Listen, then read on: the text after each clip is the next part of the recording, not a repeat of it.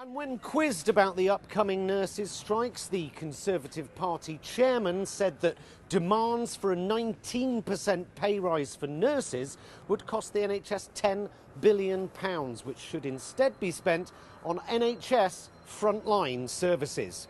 Back to you, Chris. Gaslighting fuckers. If nurses aren't the NHS front line, I mean, what about ambulance drivers and paramedics? Are they not frontline services? Give them a decent pay rise, you fuckers. They deserve it. Find the money. You all spring into action every time you crash the economy. You can find the money then, get round the table, make a decent offer. Instead, they're sending in the army, telling us the unions are holding the country to ransom. The unions? Can we all just be clear about this? Our last Prime Minister blew a £30 billion hole in the economy overnight. Test and Traced cost us £37 billion.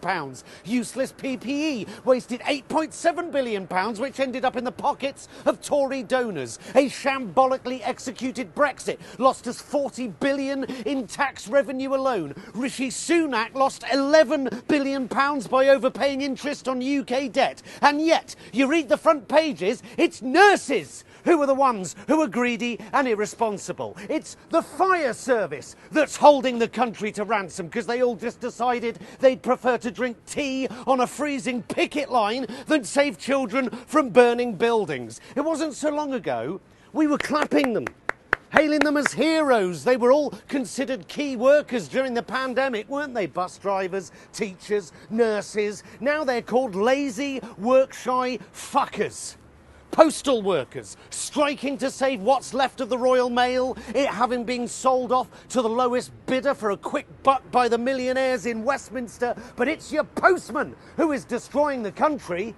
The entire Northern Rail network on the brink of collapse whilst rail companies and their shareholders make record profits, but it's that fat lazy fucker behind the ticket desk asking for a bit of job security who's destroying our rail infrastructure.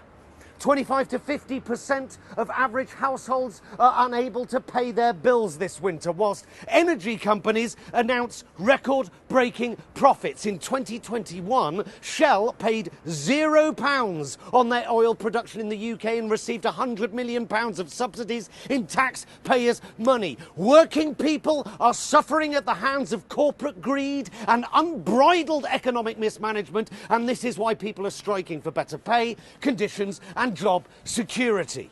Recently, the government gave us the Public Order Bill that even one Tory peer described as an affront to a civilised society. Crackdowns on peaceful protest is the purview of China and Iran, not British democracy, and yet these reactionary fuckwits tell us it's Scottish primary school teachers who are holding us hostage. The bastards who wrecked the economy, squandered our reputation on the international stage, sold off any and all of the country's assets for a quick buck, are getting their mates in the media to tell you that it's bus drivers, bin men, teachers, nurses, postmen, passport control workers and rail workers who are throwing the country to the dogs. Don't believe them. They are lying to you.